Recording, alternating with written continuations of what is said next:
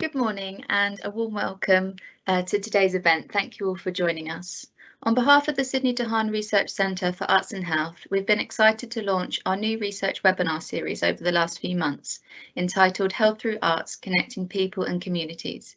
And we welcome you today to our fourth and final live event of this series, Future Stories, co-designing virtual reality experiences with young people with a serious illness in hospital.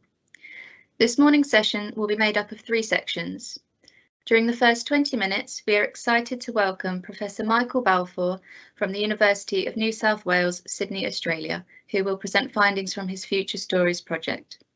Following his presentation, Michael will lead a 20-minute discussion alongside our guest expert, Emerita Professor Robyn Ewing, co-director of Create Centre, University of Sydney, Australia, who we are delighted is able to join us today.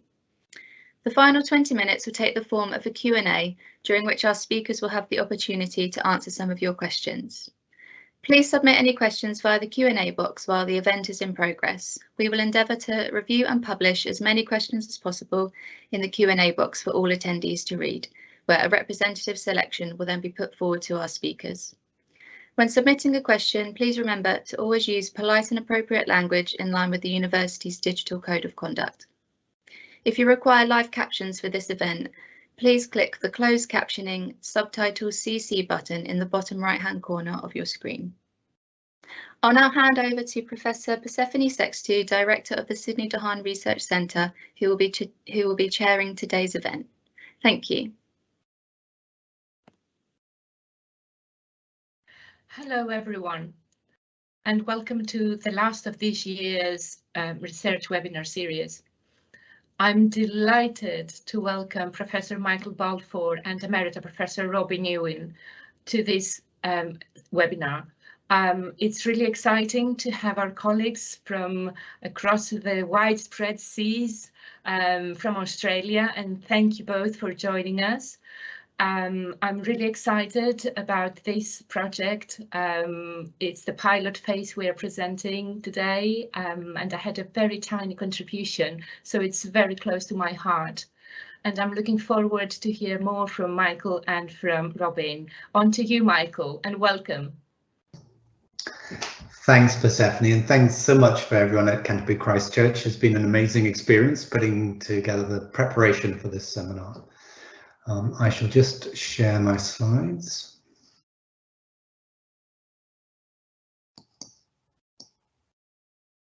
So we have a fantastic tradition in Australia, which is about acknowledging the country in which we're on. And today I want to begin today's talk by acknowledging the Bedegal people, who are the traditional custodians of the land from which I am calling right now. And I want to pay my respects to elders past and present.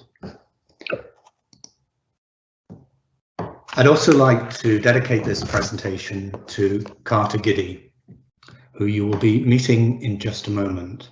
He was one of the participants on the pilot project we did back in 2019, and he's been a really fantastic advocate of the project. Sadly, Carter died last week, and his service was this morning. He has inspired our team in 100 ways, and this presentation is very much a dedication and celebration of Carter's legacy and his imagination. So Future Stories is a project that has been in the making for about 4 years. We've been working this through various different research and development phases, getting little pockets of money. We invited Persephone across to work with us about 3 years ago to help us develop some of the concepts and practices and approaches to working with children and young people in hospital. What I'd like to do with today's presentation is, first of all, take you through about why VR and why VR in hospitals. Second, I'd like to introduce you to the team that sits behind the project and who we've been working really closely with over the last 4 years. It's an incredible interdisciplinary team, and every member of that team brings such value and interest and imagination to the project. And then I really wanted to do a bit of show and tell, and really to show you some of the examples of the work from the pilot we did in 2019 through examining and showing you the kind of three pieces of worlds that we created with our brilliant participants that we worked with back then. And then just at the end, I'll pull it all together by just getting perhaps just offering some reflections about kind of where we're at now before we go into a big main study, which we've just got funding for, which will be funding the project over the next 3 years, working across 3 hospital sites, Sidney Children's Hospital and Brisbane, and also in Cairns as well. So future stories. Well, one of the real starting points for the project was a kind of fascination I had with VR and virtual reality and what it might mean and how it might operate. And to me, VR was like a brand new story platform. My background is in theatre and applied theatre and performance, but I saw something in VR which was kind of like the old days of the silent movies where the Sennett brothers had this thing called film and they didn't know quite what to do with it. So they just went out every day and shot reams and reams and reams of films. And over that process, learned about how to pace things, how to cut things together to make them look funny, how to create drama out of these various different sequences. So I became interested in VR because it was a new platform and it was something that was very different from theatre and from film. But I had been involved in an area of work called Immersive Theater, which is where the audiences come into the stage and interact with some of the actors and are engaged in the performance in a really kind of direct way. And I thought there was a really interesting crossover between what was happening in the virtual reality world and what was happening in something like immersive theater. And when I went to look at kind of VR in various different festivals, what I was really struck with was that actually about 90% of the work I saw wasn't that great. It was more like filmmakers looking at this new form and thinking, well, I'm just going to make a film that happens to be in 360. But it had all the same conventions of narrative film. And I actually was struck by and surprised by the lack of experimentation there. But what I did start to see coming through was in the world in which gamers were kind of using virtual reality, but also some really interesting early experiments where people with who were interested in kind of the applications of VR into social situations. And one of the first examples of that I saw was UN policymakers. And it was a VR group who went out to Sudan and filmed in some of the refugee camps there. And the VR film consisted of exploring each of the different worlds and each of the different camps. And then they took that VR film and brought it back to the policymakers in New York and got them to be immersed in this world so that they could see, very much see the reality of the lived experiences. So this is where I thought the worlds of VR and social applications started to come through.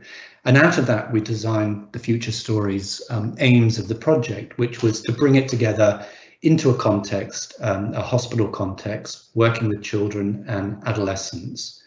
And the aims that we've generated, and this has taken a long time to come up with these aims, which was to look at determining the benefits of the co-designed VR experiences with young people in hospitals, to assess the effectiveness of the creative approaches engaging young people, and to develop interdisciplinary understanding about the benefits of using co-designed VR experiences with young people. We have a fantastic team of researchers who are working with us, and I kind of want to unpack and introduce them to you because they've all been instrumental in helping us shape this project over the kind of research and development phases of the early work from 4 years ago. So Anthony Herbert is based up in Queensland Children's Hospital, and he's the head of paediatrics there. And he's been involved right from day one with a really interesting and fascinating approach that's really helped us understand with quite a lot of precision about how the VR kind of co-design process might work with the people he works with. Lynn Sear is probably the only full-time arts and health practitioner who is based and embedded in the hospital, and she works with choirs, music, fine art, and actually went into the designing of the spaces as well as curating some of the artwork and design of the hospital. And she has been a fantastic participant and researcher with us, and really guiding us through the logistics of how to get and develop a project within the hospital situation. Jan Catoni is a filmmaker, but also has a background in pediatric nursing. So she left pediatric nursing and became a filmmaker, and has been working in Queensland and Northern Territories, working with First Nations communities in co-designing, co-filming work with them. Persephone, I hope you all know well. I'm sure you know her very well. She is a fantastic expert and is a kind of world leader in working with children in hospitals. And I picked up her book just at that time when we were thinking of doing this project, and was absolutely kind of fascinated by the book, and absolutely fascinated by the ways in which she constructed how to work in one-to-one situations at the bedside with children. And hence why we invited her across to Australia to come and work with us on the very early stages of the research design. Margaret Gibson is a sociologist who specialises in grief and dying, and particularly grief and dying in online spaces. And she's going to be working with us in helping us to work with the families, and also do kind of post interviews with the participants about their experiences of designing that. Guy Lobwyn is the VR artist, and he comes from an arts background, but is a really skilled technician, and he works with the children and adolescents in co-designing the worlds.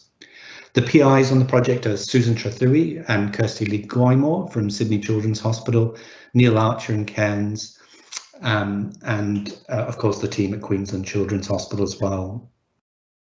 The design of the kind of project which we have developed is to use an artist in residence model, which is two artists, a VR artist and a filmmaker who is used to kind of helping with the co-design of projects, to work with children in a very kind of bespoke way.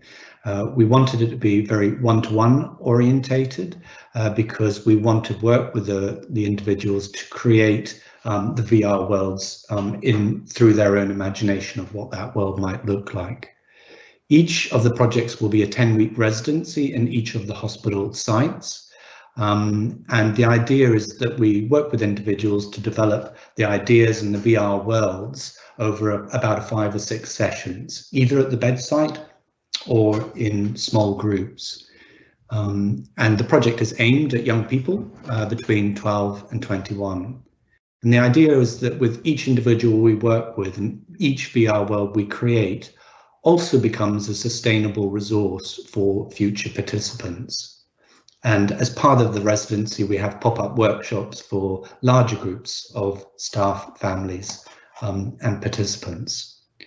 I'm just going to take this one slide here. This is one of the VR worlds, the first VR worlds that the individuals experience. Now, if you can imagine, they're working with adolescents and teenagers who technology comes really easily to them, but some of them haven't experienced virtual reality before. So we thought it was really important to create a VR world which they could have an experience of and understand the conventions of how to navigate through the space.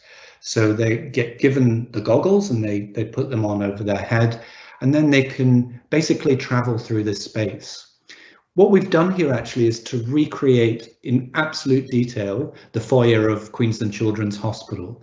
So we use this process called photogrammetry, which is taking multiple photographs of the spaces and then importing them into the worlds so that they become fully navigational spaces. So as the participant goes through the space, they can pick up the cone on the left, they can throw the cone, they can go behind the desk and sit down in the chair. They can move down the escalators. There's a lift where you can go into, and you can go up and down in the lift.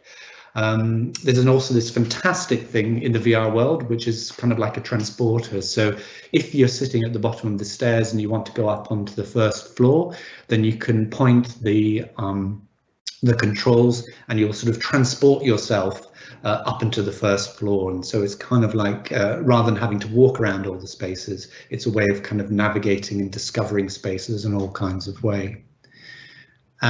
For the project, what we're thinking is that the hospital site itself is almost like the ground basis of the story. It's the once upon a time element of the once upon a time element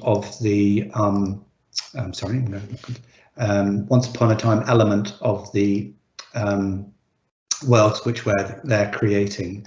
So I'm just going to go back one slide if I can. I can't. I'm trying to do that.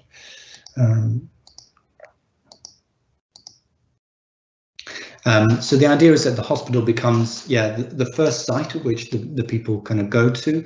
But as we build up the worlds that we are creating with each of the participants, the stories will become embedded in that world. So, for example, out of the 3 projects that we worked with, they all each created a world that they wanted to make. But in the final project, what we'll be able to do is embed those worlds in the story world of the hospital. So you might find the moon base where we went with one of the participants in a doorway which you go through, or you might find another of the worlds that we've created and it might be on the floor 7th of the hospital. So the idea is that as we work with the adolescents, the world of the hospital, the VR world hospital, grows in terms of its capacity for story and discovering stories.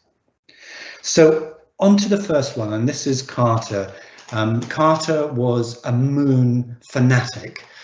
He already had many books in the hospital ward where he was staying, where he was a long-term patient, and he had a lot of books and he was fascinated by NASA. So when we first started talking to Carter, it was pretty obvious what VR world he would want to create. And sure enough, it was going to the moon. So his big dream was to go to the moon, to fly a rocket, land it on the moon, but also take with him a number of different other passengers to show about the moon.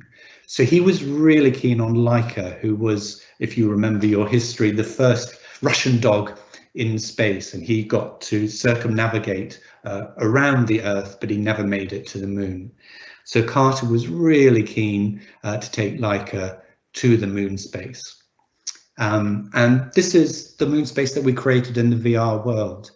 What is absolutely amazing about this technology is that NASA actually have mapped the whole of the moon, and almost like kind of Google Maps, you can actually download the whole of the moonscapes and kind of explore it in your own way. So what we were able to do in the VR world was actually to recreate in pretty kind of precise geography the exact nature of the moon and how it looks and what the terrain is like and what the kind of the little bumps and different elements of that like. So here is one of the kind of mock-ups of the VR world with Laika the dog. The rocket is off there to the right, which Carter has landed. We created a moon buggy, which he could then get on into and drive around the moon space. And this world, courtesy of NASA, meant that you could actually, in the VR world, you could spend many hours exploring the kind of precise geography of the moon, and to really kind of find all kinds of different things within that space. So this is Guy, and just beside him is Carter in the bed. And as part of the co-design process, Kai would show him kind of pictures of what he was designing, and they would talk about the kind of what kinds of tone they wanted or what the rocket was. And also what's interesting about VR world, it's very easy to kind of adjust things and introduce things. So Carter wanted to also bring his teddy bear along with him in the world, and he also wanted to import his grandfather as well. So we were able to import through photogrammetry representations of the grandfather and his teddy bear. And also Carter was able to put things in the world in different kind of ways. So he could leave objects that were dear to him and put them in a glass jar, or put a story in a jar which could be discovered by his brother. And the whole thing was made up as, you know, a world that was the moon, but a world that Carter wanted his family and his siblings and the doctors to explore in all kinds of different ways. So that was Carter.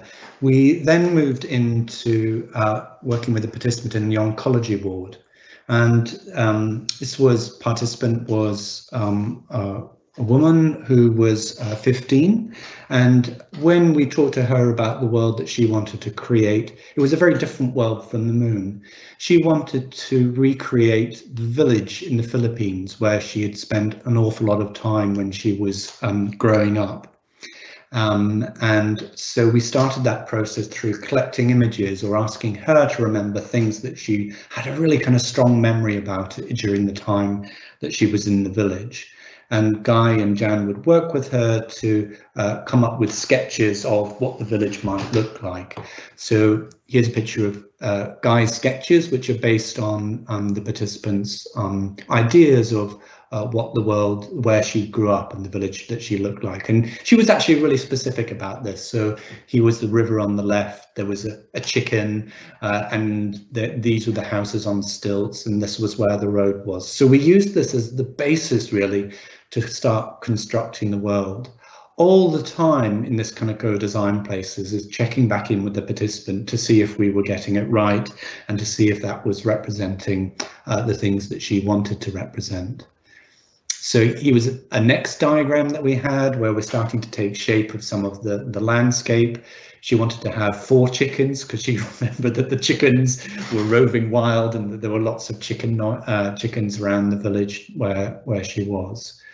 So it was through this kind of co-design, very carefully constructed, using very traditional process of art making and ideas, and just slowly building up kind of the world that she wanted to create. And then this is a snapshot of the VR world that we created based on the drawings and the discussions that we had. And also because you've got Google, you can kind of go into the village and kind of get a sense of kind of what things were like. But the hut is where she grew up and where her grandmother lived and where she spent an awful lot of time. And of course, because you're in the VR world, you can go down on the ground, you can go up the stairs, you can go into the VR house, you can go into the sheds, you can walk across to the river. And so it's fully exploratory in terms of the different ways in which you can explore it. We also work with the family around kind of the audio of that. You know, one of the fantastic qualities of VR is that it's almost less of a visual medium, more a kind of audio medium, because the sounds and the qualities of the sound are as important, because you're in this immersive space where there isn't a story there, but that you are almost discovering the story by exploring the world that you're going through. Here's another angle of the village, again, which you know, she explored. And this is a little bit of detail, one of the drawings that she really wanted to have inside of the house, but it was a kind of a very DIY karaoke. So the screen was, you know, like an old computer screen, and they had an old CD player, and they had a little karaoke book. So they would love to sing to each other and have lots of sing-songs using the kind of karaoke. So we had a working version of that in the VR world too, that you could program, and they had sounds, and we recreated the music so that she could have that moment of kind of karaoke in the space. The third world was a very different participant again, and it was a participant we worked with who was 14, and they were absolutely fascinated by BMX bikes.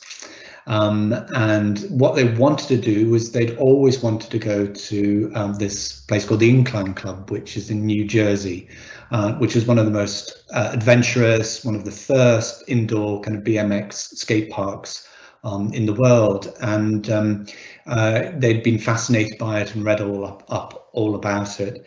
So we managed to contact them and get the mapping of what the BMX bike skate park looked like.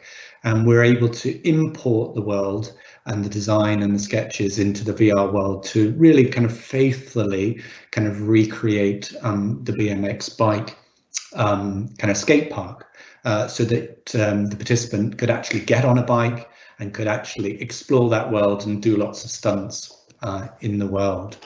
So here's a picture of the Incline Club, and we got a really good sense of the mapping and how it works, and so they sent us the map, and this is what we recreated in the VR world. And so again, it's VR world, you're immersive, you can get on the bikes, you can ride around it, you've got to learn how to balance and to go down it, you can crash, you can do stunts in it. And you can really kind of explore it in all its kind of full glory, to kind of explore the kind of the adventures of it. And here's an example of someone just about to ride on the bike. One of the interesting things that we learned, so for the participants, obviously realizing these worlds was, you know, a fantastic achievement, and they were kind of co-artists and co-designing in the world. One of the things that we really realized very quickly was part of the joy, I guess, in creating the world was sharing the worlds with their families and with their siblings. So when families came into the space, we basically were able to give one of them the VR goggles, and then we also set up a television beside that, so anyone else in the room could see how that person was navigating through the world. And sort of by accident, we discovered that for the participant who designed the world, they almost became tour guides of the world for the people that were then wearing the VR goggles. And that was really fascinating because we invited the nursing staff, we invited the pediatrics, we invited the surgeons to come in and try out the VR worlds. And sort of by accident, what it led to was that the participant who is in hospital for a very long time is often very seriously ill, but is often, despite everything being centered around them in terms of the care that they are receiving, they often feel at a very low status within the hospital. But in a very small way, the ability to be the tour guide of a world that they've created and constructed, and for the surgeon or the head nurse to come in and try the BMX bike and, you know, fall over and crash and not be very good at it, was actually a real release, because they were, you know, really proud of the fact that they had the agency to create the world, but second, they could see that, you know, in the world that they'd created, the head of pediatrics was really not very good, and it kind of allowed them to almost have a little bit of a moment of a status.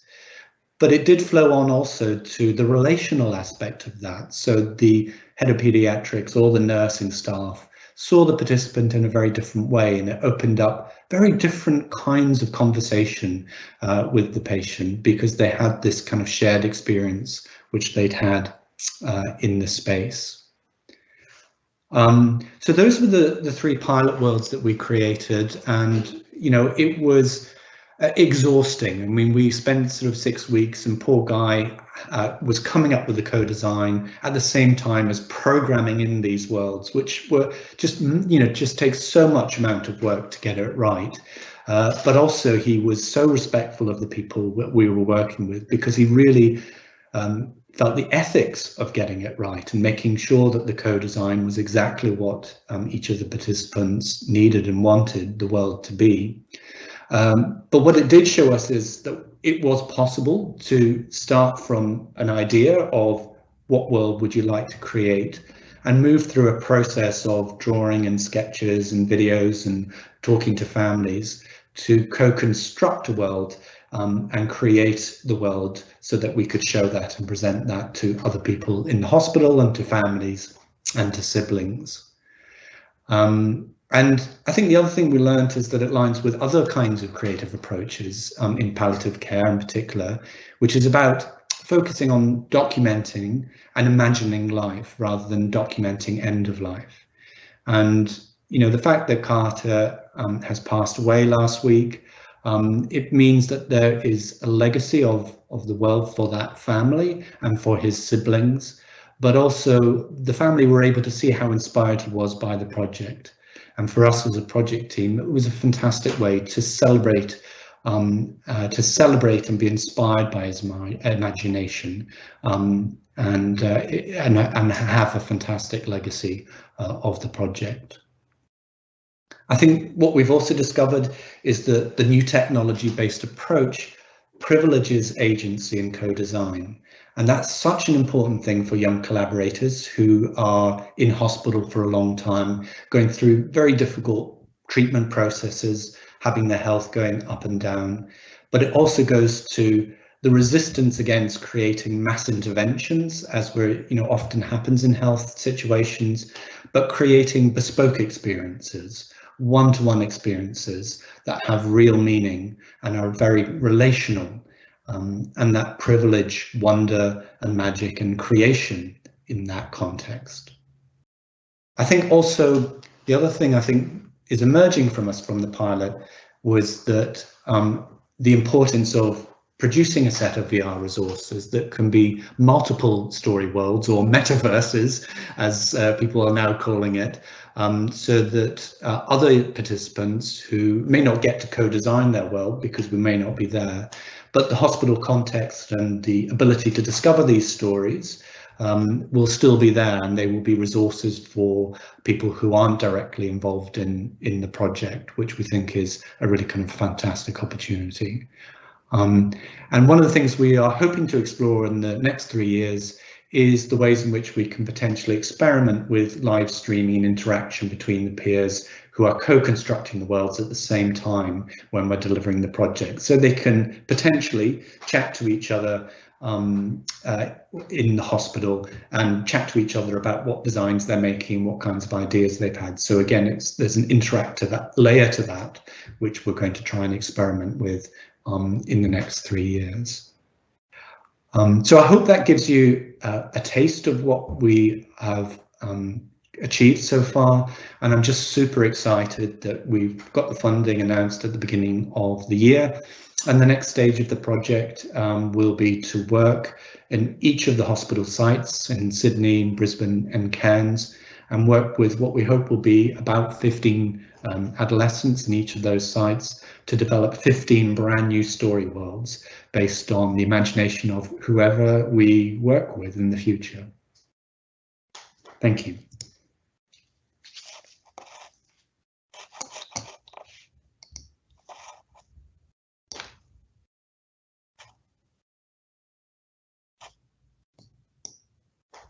Thank you, Michael. This was such an inspiring, a beautiful presentation that does justice to the wonderful work that you and your colleagues in Australia did with young people in palliative care in hospital. Thank you so much. And you've raised so many wonderful concepts as well, the crossovers between the values of immersive theatre and VR, the collaboration between artists and healthcare professionals, the beauty of co-production involving young people in the co-design of those worlds, and also gaining ownership of the activity. And just to name a few, we've discussed this before, and one of the most wonderful aspects of it is how the bedside one-to-one intervention became a social event with the family, which is actually so meaningful to them and to us. I'm sure that there are many questions from Robyn, so I will pass it on to Robyn and to you to have a discussion for about 15, maybe maximum 20 minutes. And then our lovely colleagues backstage will present questions from the audience. So on to you. Thank you. Thank you, Michael. I'd just like first to say congratulations to you and the team. I think this research, this project is stunning in so many ways, so creative, so artful, so sensitive. It's what research should be, I think, and I guess I'm interested to know how you all coped as an interdisciplinary team with the emotions that you must all have experienced. In your article, you talk about the, being so sensitive to the emotions of the young people you were working with, but it must have affected you as well. Yeah, I think this is part of the importance of having a team that understands the context really well. I think Jan obviously has, the filmmaker, has worked in this area as a nurse and understands the emotional, I guess, the emotional aspect of the work, of the professional caring, the need for some sort of professional way to be caring and loving, but also be able to walk away at the end of the day, but still maintain that kind of caring. And I think Guy probably when he was not experienced in working in these contexts was an extremely caring artist, kind of working in that context. And I think probably we have recognized that understanding how to support the team who are maybe not experienced in working in those contexts and having some support around them as they kind of go through the process is also really important to it. I think that's why I think it's so important that the closeness of the team, of the research team, because they have a lot of experience with this. They, for Lynn and Persephone and people like that who've done a lot of work in hospitals, they understand that and understand the ways in which we have strategies which should and must be put in place. I think to protect the artist for the sake of the artist, but also for the participants that they're working with. Yes, sure. I guess I wondered whether you would like to talk a little bit about whether there are any things that you might do differently in the larger project that's coming up. It didn't seem to me that there were any flaws. Seem to have considered, all of those important things that the relationship, the importance of co-design and co-artistry and all of the things that are so important. But are there things that you'll do a little bit differently next time?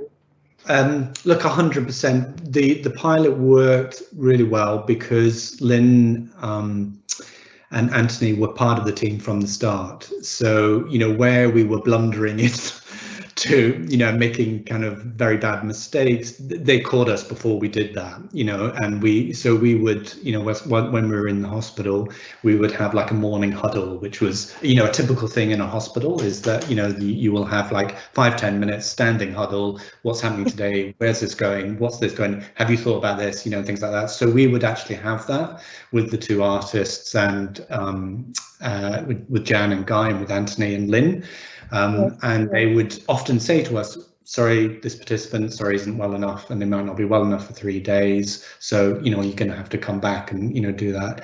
I think probably what we learned was it's so important to go at the pace of the hospital and the needs of the participants.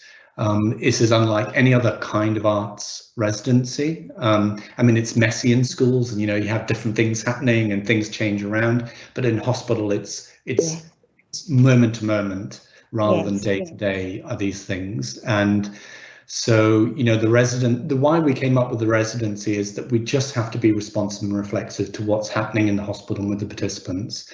And so Jan and Guy, for sometimes, just wouldn't be working with anyone. They'd be maybe doing pop-up or doing something else, or Guy would be prepping something for something else. But hence why I think the need to separate it out from an intervention, which has a very clear thing of, here's some steps, this is what we're going to do, and we're going to do this, this, and this, and this is the kind of results that we're going.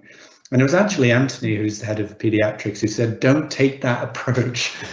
This is a very different kind of a project, and there's medical people that will, there's interventions that we would do that's important, but for this one, it's a responsive approach, it's reflexive and it's bespoke, and that's absolutely kind of what we discovered in the process of doing it. So I think that was really one of our main learnings, was to really respond to the individual, to the context, to the hospital, and we learned just a massive amount on the technical side.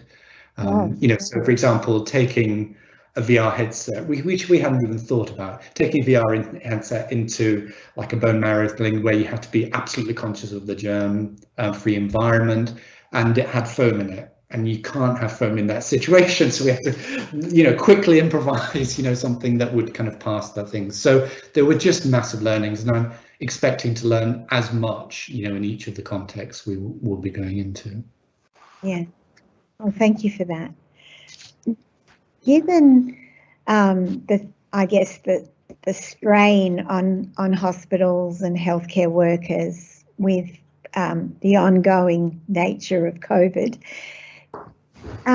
Do you think there'll be issues with that'll need even more consideration with going into the major project?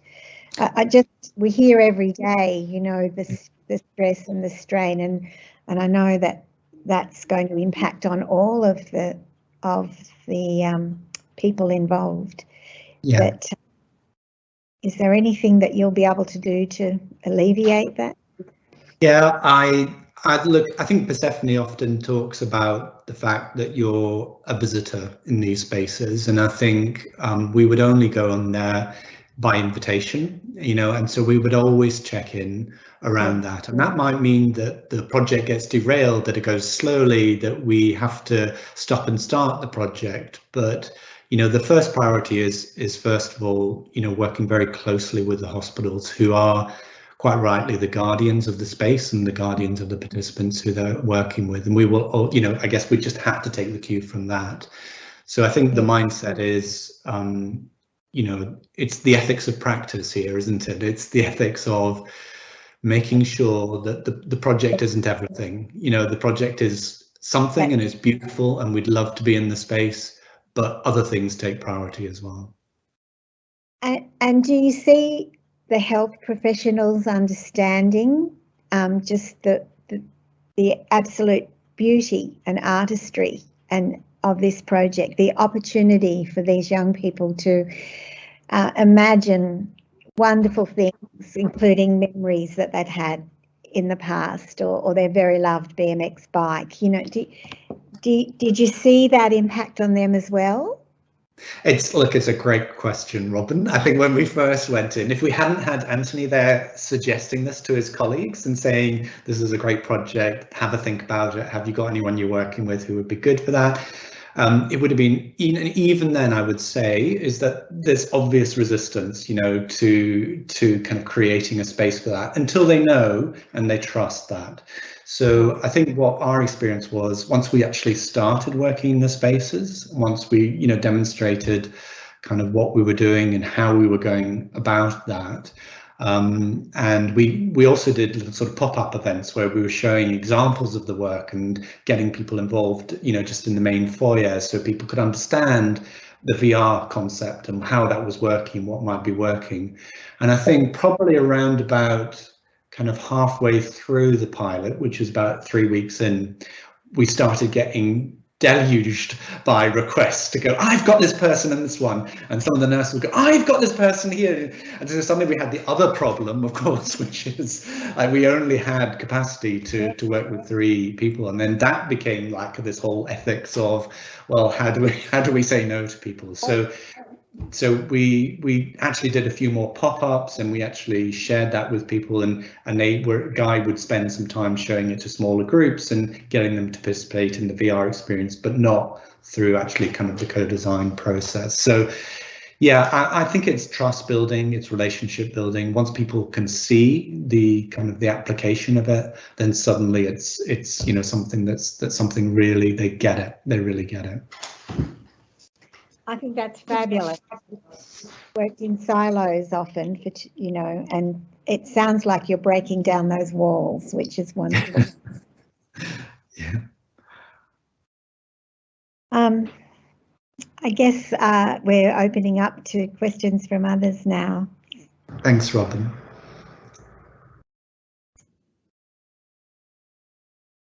Okay, we've got a question from Christos. And they've asked, how do participants with a serious illness respond to their personalised experiences during an immersive session? For example, are their senses heightened?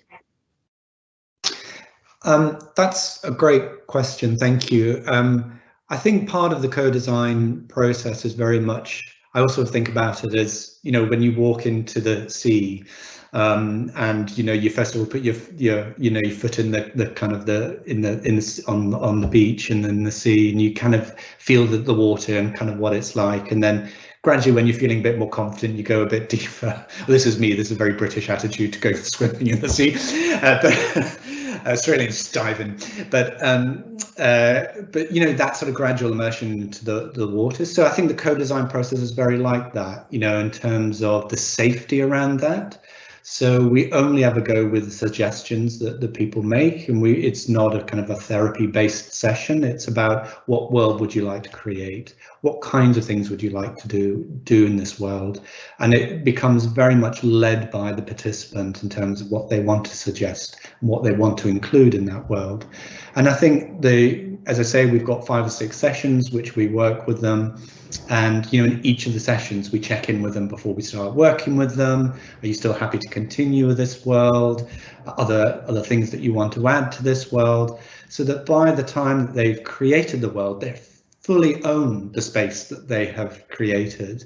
And I think I think then that they can see the ways in which their imaginations have been applied to that world. But I think in terms of the curiosity factor, what was really good was that in between the sessions, say like with Carter, we would have sessions, and in between that, he started sketching out things about the world. So he would do a sketch of the moon, or he would do, this is what I think about what the rocket should look like, or this is, when you went into the room and like the 3rd session, like the room was covered in like drawings and sketches and ideas of kind of what it was that he was wanting to create. And of course, that's just, part of the kind of the beauty of the project. I think there were a lot that some of the allied health people were really interested in, having got fired up about the world and kind of navigating through the world, the different ways he was using his hands, or how he was shaping, the different ways in which he was using his body to kind of exercise through just implicitly doing the exercise that we were asking to do, which is drawing and sketching, and and then kind of navigating his way through with the controls. So they were actually really interested in that side of things, in terms of it's highly motivational in terms of helping people to exercise in very particular ways. So that was something that we didn't have time to explore, but it was something that they were really interested in. We have a observation and another question from David, who said it's a stunningly great project. Have you considered audio only story worlds for those with visual difficulties? Immersive audio is an interesting creative aspect of VR. That's a fantastic question, David. And I think, as I was saying, actually VR is an immersive audio space that happens to have visuals. because you can have some amazing, the immersive experiences around that. And I think that's a great idea, that if we had a participant who is vision impaired, that would be a great way to experience that world, and that would be an amazing thing. So that would be really, really interesting to kind of test out. But I think one of the things that we've realized with Guy's work is that we kind of need some allied support for him, so that there will be other programmers working with him, so that as he's working with the individual, he can work with the programmer to help develop some of the spaces. But we've got a PhD student who's based at Griffith, whose specialisation is particularly First Nations sound and sound design and visual in virtual realities. And so we're really interested in kind of co-working with her on some ideas as well. So I think it really kind of comes down to the individual that we're working with. And I think the way in which the team thinks is that depending on what their world is or what their needs are, we will go out and find the best people to kind of co-create that, and we will go and make sure that those worlds are as good and as close to what it is that they want to create. Thanks, Michael. We've got another question here, and it asks, were you able to complete projects for patients who were discharged, or were patients identified on their length of stay in the hospital? Oh, that's a great question. So yeah, all three were obviously kind of long-term treatments in the hospital, but as in most situations, there are times when they go back home and they come back to the hospital after a period of time. And what we were able to do with the three individuals is that most of them, we completed the projects before they left, because that was in a sense one of the projects that one of the criteria through which we were picking participants to say, is this person going to be in hospital for 6 weeks? But beyond that, what was great is that they still wanted to keep on going with the project. So what we did is we bought an iPad for Carter, and we were able to download the VR world for him, and he was able to show that back to his friends who are based up in near Cairns. And he was also able to feed back to us and get back in touch with Guy and said, I'd really like to add this to the VR world. And, so we were able to still communicate through kind of, Teams and Skype to keep on the kind of co-design process within the world. So that was a really good one. And I think a really good demonstration of, how, hospitals are starting to pivot towards telehealth as well. And so in some ways is that once you've established that relationship, the telehealth relationship of co-design could still work really well as well. Thanks, Michael. Could the facility be introduced for patients from different hospitals with similar interests to connect, to have shared experiences? And maybe families and friends could join when they're not within the vicinity of the patient via a shared link, removing an element of a patient's disconnect from the world outside the hospital.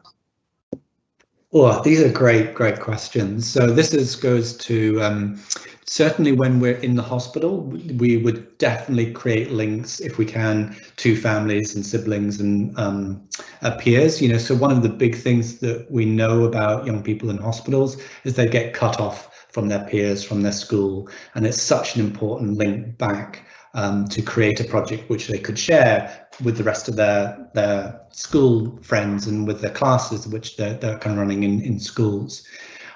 There is an issue in hospitals, is that bizarrely, given the technology, the Wi-Fi is terrible.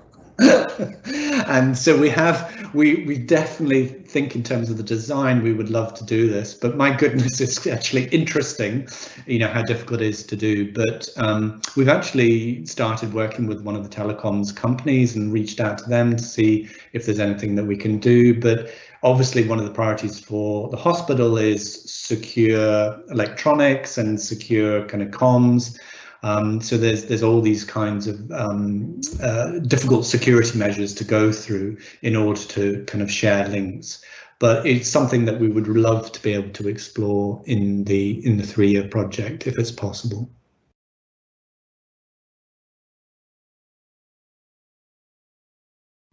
Thanks, Michael.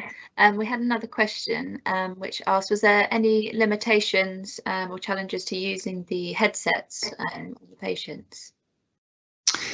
Yeah, we wondered about that. So one of the ways in which we thought we would manage that if we had a participant who did have difficulties. I mean, one of the things when you look at VR headsets, there's this long list of things that, you know, if you get dizzy, does it cause epilepsy, you know, and all those kinds of things. And those are elements that you have to kind of manage.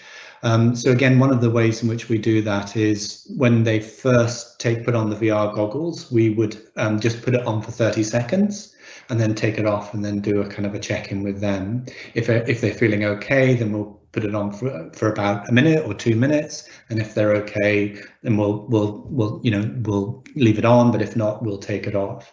The other thing we did was also just have the television screen, so we were able to just for someone else to wear the VR goggles and show them the VR world and get them to understand and use the controls to navigate just on the television. So they didn't actually put on the headsets, so that if there were issues with that participant, then they could just really view it as a television, like a game, that you were just navigating your way through that world so that you could understand the conventions and show that. So yeah, it's a great point, and that was something we were really worried about. With the 3 pilot participants, there weren't any issues, but again, there were lots of safety checks along the way just to make sure that there weren't issues. Oh, thanks, Michael. We have a question from Persephone. What is the future of arts-based interventions in healthcare in Australia in the current climate, financially, but also in terms of infrastructure and support from the government? So, some good news, we do have a Labour government now,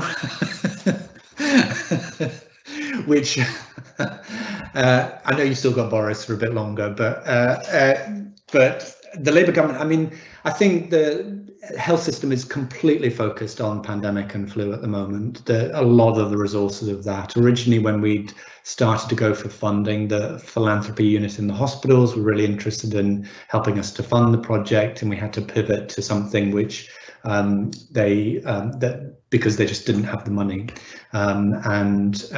obviously then the last 2 years has just been then sort of crisis management within the hospitals. So, you know, my hope is that as that comes out, that we can, you know, start to share with them some of the kind of learnings that we've got from the project. And obviously we've got 3-year funding, and we would love to be able to explore setting this up kind of longer term and working up with sort of different hospitals as well. So that's something that's definitely kind of in my mind as we start to develop the projects, that we build in sustainability for the project. And try and start setting up those sort of partnerships so that people can see it in action and kind of start to think about it in terms of what the values of it might be within the hospitals we're going to be working in, but also other hospitals that might be out there. So look, I think we're through the worst of the kind of crisis. So I think we've got the next 3 years to develop what I'm saying is the extended pilot, which I hope will develop those kinds of relationships, and I hope also potentially in the future to work with Persephone to explore partnerships in England and in the UK around developing the project there as well.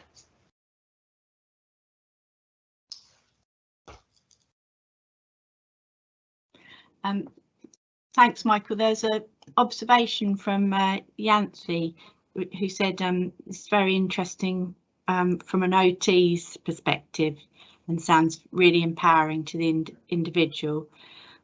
Also, they've observed it's an intervention which can cover self-care, productivity and leisure in one activity in session. And, you know, thank you for sharing all of this. Oh, well, thank you, and thanks for your comment. That's a really nice observation.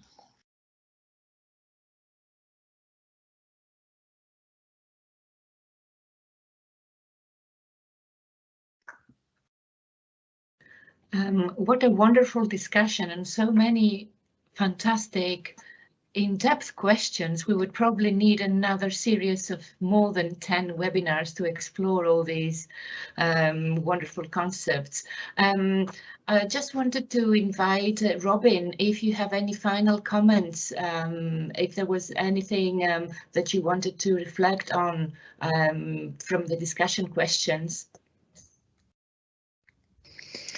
I guess I just think the discussion questions have opened up other possibilities as well that hopefully, you know, you will be able to explore with the 3-year time frame. But it's so exciting, and I think it has, you know, lots of potential, you know, to go beyond what you're doing at the moment and work with so many others. So I'm just in awe of what you've done. Thank you. Thanks, Robyn. And your wonderful team, of course, the whole team. You know, it's been very much a very collegial and it sounds like a really rewarding project too, from that perspective as well. Yeah, and I think, you know, it's been a very slow kind of process for us, but I think, you know, I think we were saying a little bit before the presentation that the slowness has been actually a real feature of the careful construction of the project, and the slowness has been economic and logistical and pandemic, but actually because of those experiences and because of the length of time we've really sat on it and reflected on it and come back to it and thought about it again, and also developed a really nice close working relationship within a really wildly different interdisciplinary team. We've actually come together really strongly and have a really good sense of the kind of central core of what the project is. And I think that slowness is something that we can all learn from, because the slowness has led to a great deal more care and ethics in the ways in which we're working in this space, and that's entirely appropriate.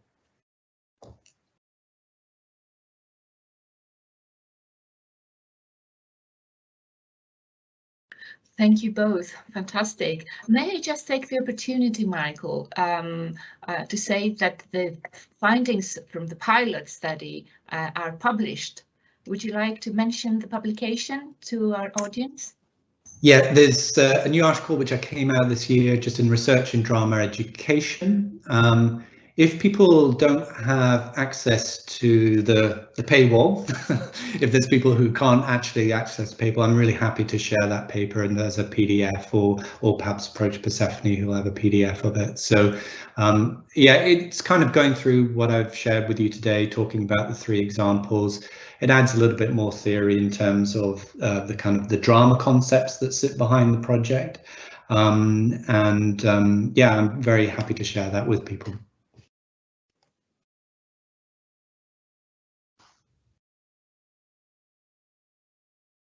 That's brilliant. I thought it's open access. Is it? Even better. Nobody has to. I don't have to sit it legally. So Drama Education is now open access. But yes, if anyone wants to have it firsthand with Michael's signature, they can contact Michael or myself. I think that we are coming to an end of our time.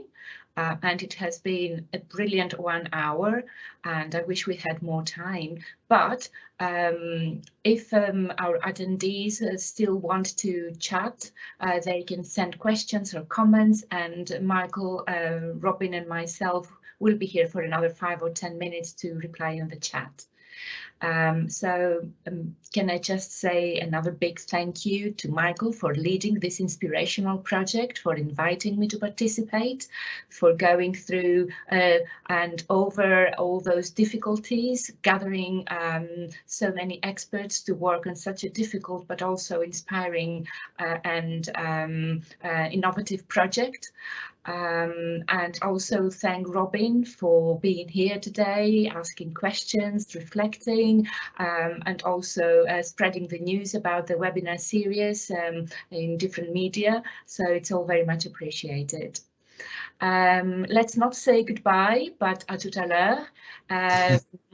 And hopefully there will be more opportunities in the new academic year starting in September 2022 for a new, hopefully as successful as this year's webinar research series here at the Sidney de Haan Research Centre at Christchurch University in Canterbury in England. Until then, I wish you all to have a wonderful summer and looking forward to further developments in the field of the arts and health.